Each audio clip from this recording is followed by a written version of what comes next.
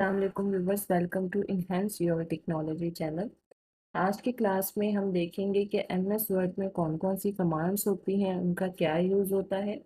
Basically आज हम MS word का ओवरव्यू देखेंगे कि एमएस वर्ड में कौन कौन सी कमांड्स होती हैं, उसका क्या यूज़ होता है।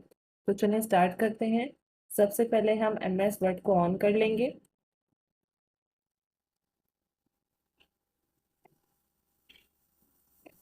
एमएस वर्ड को ऑन करने के बाद कुछ इस तरह का इंटरफेस आपके सामने शो होगा। लेफ्ट साइड पे आप देखेंगे कि आपको एक रीसेंट का ऑप्शन मिलता है। रीसेंट का मतलब होता है पास्ट में जितनी भी फाइल्स पे हमने काम किया है वो सारी की सारी आपको रीसेंट के ऑप्शन में शो होती नजर आएंगी। ठीक है।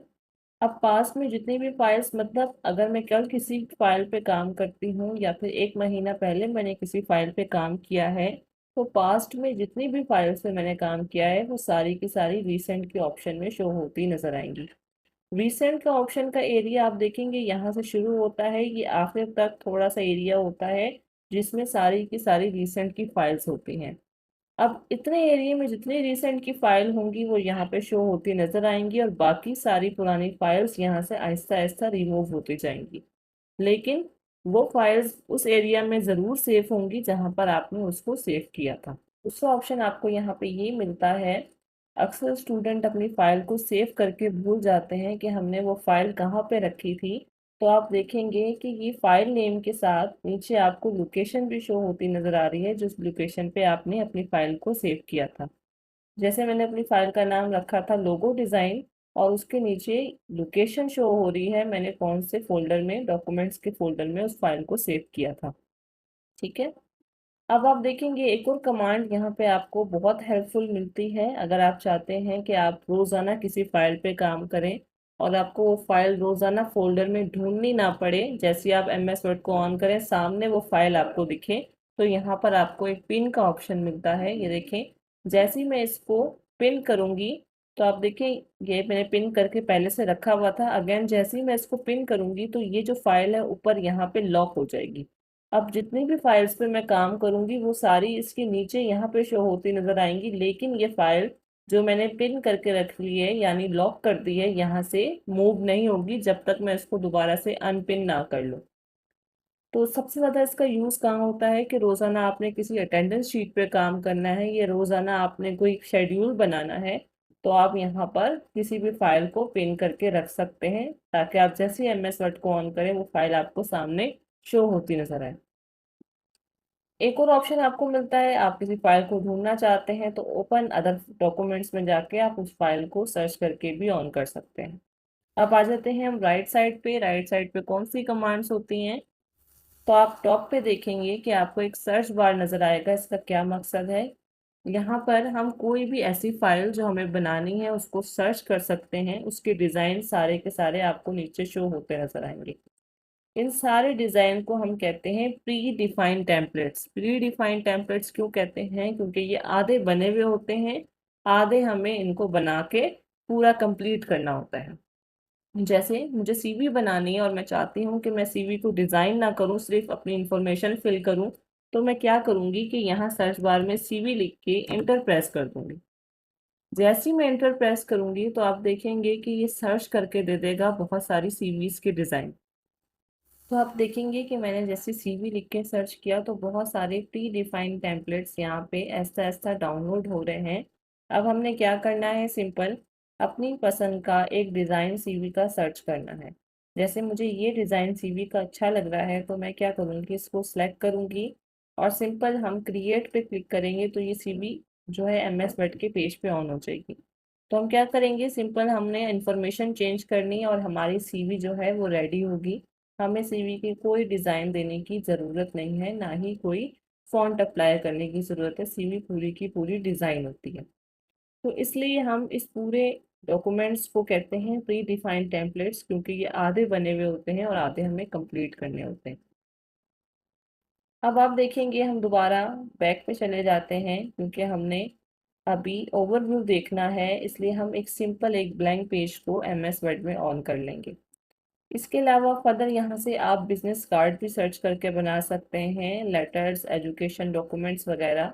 काफ़ी सारी चीज़ें आप सर्च करके उसको डिज़ाइन कर सकते हैं। तो हम आज एमएस वर्ड का ओवरव्यू देख रहे हैं। एक ब्लैंक पेज को हम ऑन कर लेंगे। ब्लैंक पेज ऑन करने के बाद आप देखेंगे कि कुछ इस तरह का इंटरफेस आपके सामने शो होगा। सबसे ऊपर आप देखें, आपको एक रेड कलर की लाइन यहाँ पे शो होती नज़र आ रही है। इसको हम कहते हैं टाइटल बार। टाइटल बार हम इसको क्यों कहते हैं?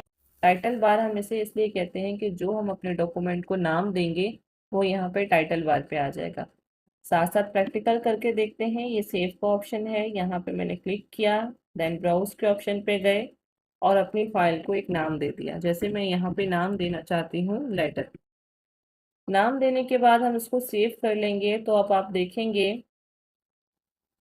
कि जहाँ डॉक्यूमेंट लिखा था वहाँ लेटर का नाम आ गया कि अब हमने अपनी फाइल को एक नेम दे दिया। तो इसे हम कहते हैं टाइटल बार।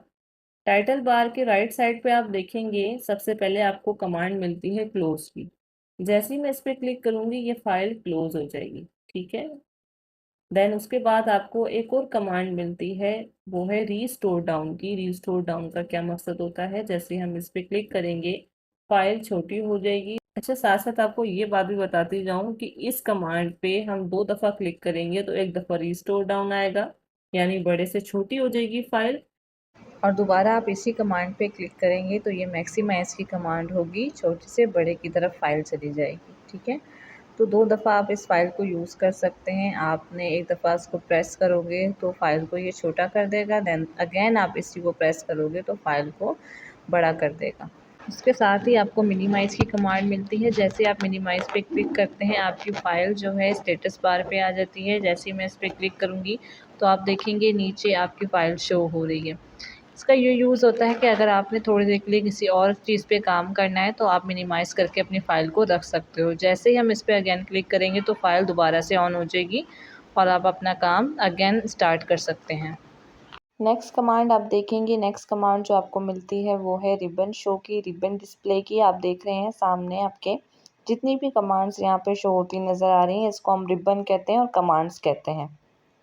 तो जैसे ही हम इस पर क्लिक करेंगे 3 कमांड्स मतलब यहाँ पे शो होंगी।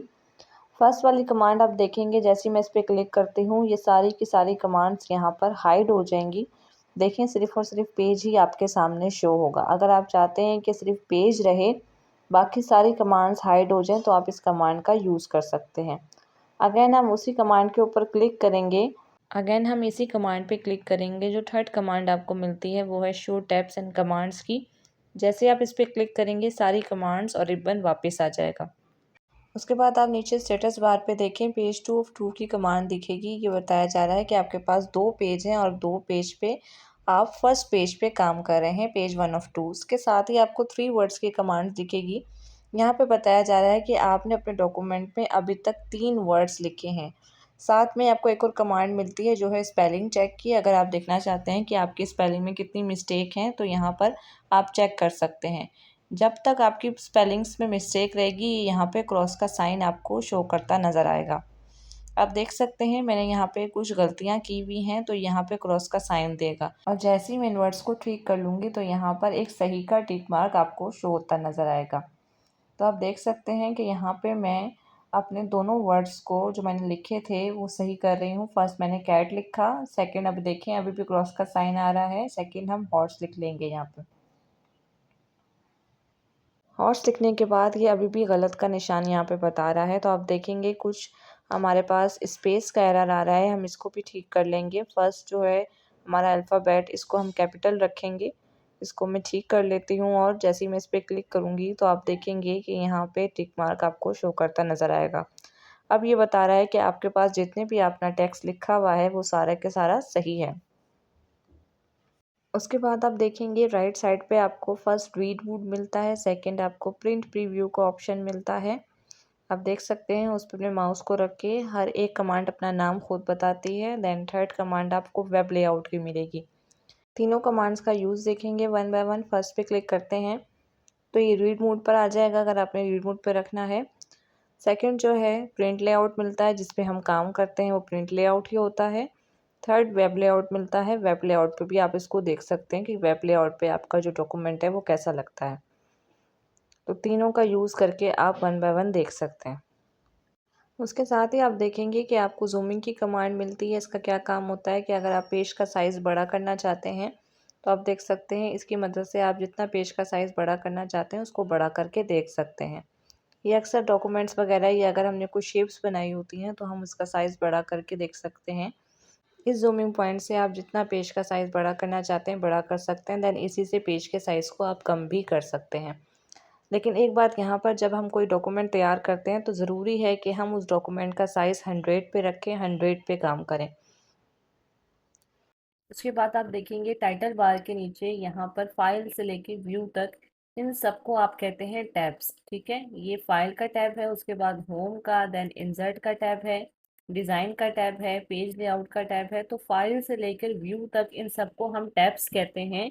और हर एक टैब में अलग अलग रिबन है। जैसे ये मैं इंसर्ट के टैब पे क्लिक कर रही हूँ, इंसर्ट के टैब पे क्लिक करने के बाद आप देखेंगे कि ये पेज से लेकर सिंबल्स तक ये सारा का सारा रिबन किसका है, इंसर्ट का रिबन है। देन हमने डिजाइन के टैब पे क्लिक कर दिया। अब ये पूरा यहाँ से लेकर यहाँ तक आप देखें माउस को, ये पूरा का पूरा किसका रिबन है, डिजाइन के टैब का रिबन है। तो ये अलग अलग टैब्स हैं और हर एक टैब में अलग अलग रिबन पूरा का पूरा प्रोवाइड होता है। अब देखेंगे कि हमने देखा कि फाइल से लेकर व्यू तक ये सारे टैब्स हैं, हर एक टैब का ये पूरा का पूरा रिबन है। लेकिन इन रिबन्स में कुछ ग्रुप्स हैं। जैसे मैंने होम के टैब पे क्लिक किया, उसके बाद आप देखेंगे ये पूरा होम का रिबन है। लेकिन इस रिबन में अलग अलग ग्रुप्स हैं। ये क्लिपबोर्ड का ग्रुप है, ये फॉन्ट का ग्रुप है, पैराग्राफ का ग्रुप है, स्टाइल का, देन एडिटिंग का। तो टोटल कितने ग्रुप्स हो गए इसमें होम के रिबन में, 1 2 3 4 5। अब आप देखेंगे ग्रुप्स तो हमने गिन लिए, लेकिन हर एक ग्रुप्स में अलग अलग कमांड्स हैं। जैसे कि ये 5 ग्रुप हैं, 1 2 3 4 5, और इन 5 ग्रुप्स में अलग अलग कमांड्स हैं। क्लिपबोर्ड का ग्रुप हम देखेंगे तो इसमें कितनी कमांड्स हैं, 1 2 3 4। उसके बाद हम फॉन्ट का ग्रुप देखेंगे तो फॉन्ट के ग्रुप में टोटल कितनी कमांड्स हैं, 1 2 3 4 5 6 7 8 9 10 11 12 13 14 15। दूसरा हम देखते हैं कि इन सब चीज़ों का अलग अलग क्या नाम है। कि अगर कोई आपको बताए कि आप ये कमांड फॉन्ट के ग्रुप में या इंसर्ट के टैब में सर्च करें तो आपको पता हो कि टैब क्या है, ग्रुप क्या है और रिबन क्या है। अगेन दोबारा से हम इसको रिपीट करते हैं। फाइल से लेकर व्यू तक ये पूरे के पूरे टैब्स हैं। हर एक टैब में अलग अलग पूरा रिबन है और हर एक रिबन में अलग अलग ग्रुप्स हैं। जैसे ये क्लिपबोर्ड का, फॉन्ट का, और हर एक ग्रुप्स में अलग अलग उनकी कमांड्स हैं। तो आज की क्लास में हमने एमएस वर्ड का ओवरव्यू देखा कि इसमें कौन कौन सी कमांड्स हैं और उसका क्या नाम है। नेक्स्ट क्लास में हम इंशाल्लाह ताला कमांड्स को यूज़ करके देखेंगे।